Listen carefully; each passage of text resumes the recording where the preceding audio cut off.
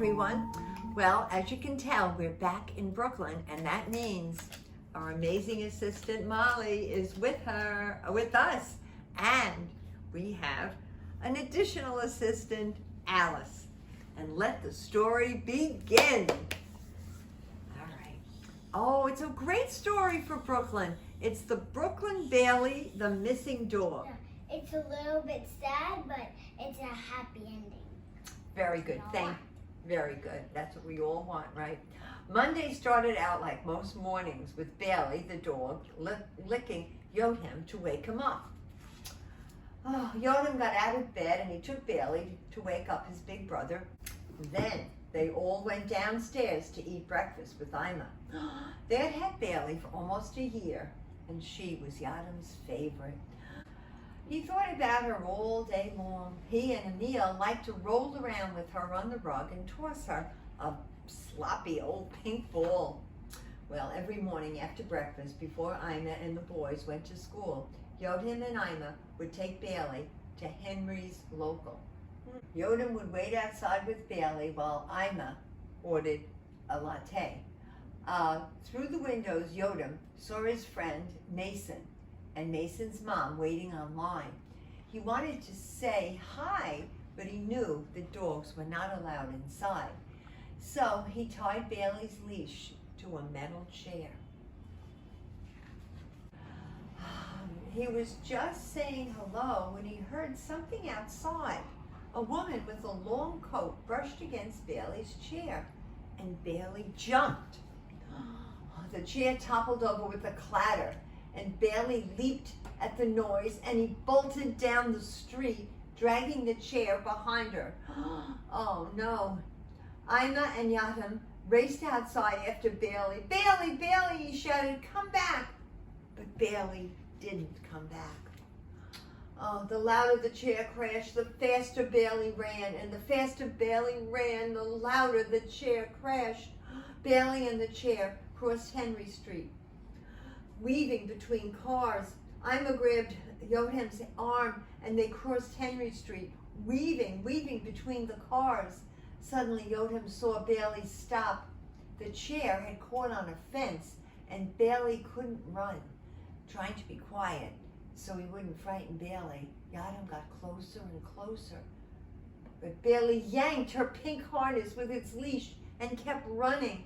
She left behind the chair, the leash, and on the leash, the ID with her name on it. My name is Bailey. Oh no. Yotam picked up the leash and kept running. At the hair salon, Bailey turned right. This was the street they lived on. Maybe Bailey would stop. No, she ran right past their building. And when they got to Court Street, a man with a big bushy beard said, that way. A woman with a briefcase and a cell phone said, that way. Yotam and Ima ran around the corner all the way to the East River. Have you seen a dog on a pink harness? Yotam asked a man with 10 cats. The man shook his head. Oh, Yotam began to cry. What are we going to do? He asked Ima. Bailey's so fast. She could be in Queens soon. If she gets that far, she won't be able to smell her way back. But Bailey's smart, Ima said. She'll figure out how to come home. She said they should make a flyer with a picture in case anyone saw Bailey. At home, they told Emil everything. Ima went driving in the car to look some more. Yotam and Emil sat at the computer and they made missing dog flyers. Together they went to the Cobble Hill variety store. Bailey's gone? Omar, the shop owner asked. I can't believe it. When Emil tried to pay him, Omar pushed his hand away. No, this one is free. On the way home, Yotam and Emil put flyers on every lamppost they passed. Bailey had now been missing for 3 hours. Where was she?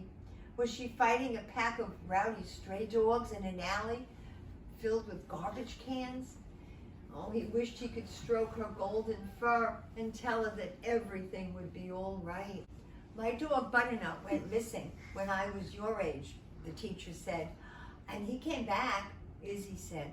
I had a cat named Molly, and she was gone for 2 weeks. But one day, she showed up on the windowsill. Yadam started to feel better, and then Mason said, "What if another family decides to keep her?"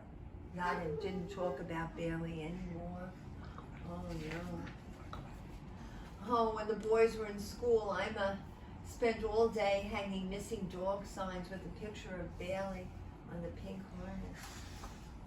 Felicia, the mail carrier, said, "I'll hang one up at the post office so all the letter carriers on the routes can see it." Mike, a sanitation worker, said, "I'll announce every day so at roll call until we find her." Around the corner from home, Ima saw her friend Debbie walking her turtle and her pit bull. "I'll light a candle for Bailey." "Oh no, in church," said Debbie. That night, Grandma and Grandpa came over and they made pizza for the boys while Ima went out to search. Usually, Yadam had 3 helpings of pizza, but tonight he could hardly taste it. It was dark out. Where would Bailey spend the night? Would she climb a tree at Prospect Park Zoo and sleep on a branch like a monkey? It was late when Ima came back. Yadam was lying in bed. "Why, maybe we should leave the downstairs doors open so if Bailey comes back, she can get in." Ima said, "That's a good idea." She let Yadam go down to open it by himself. He gazed out at the street. It was quiet. It was lit by the evening moon. Oh no.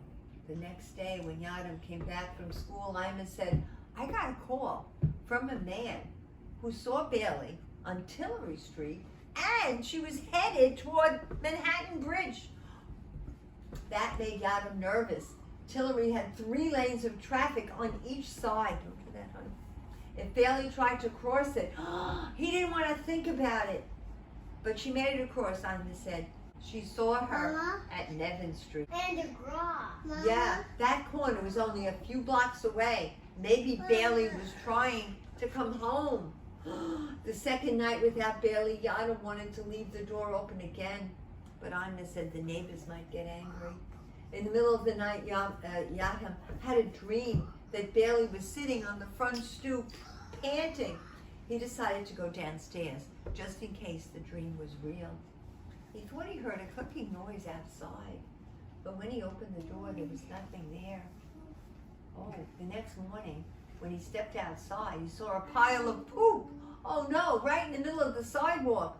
I think that's Bailey," Yadam said. "You're losing it," said Emil. "It does look like her," said Ima. And Yadam remembered his dream. All day at school, he gazed out. Where was Bailey? What if she had gotten on the F train to Coney Island to swim in the ocean? Oh, Grandma and Grandpa came back for dinner, and Ima went out on her bike. 9 o'clock, the phone rang. Yadam bolted.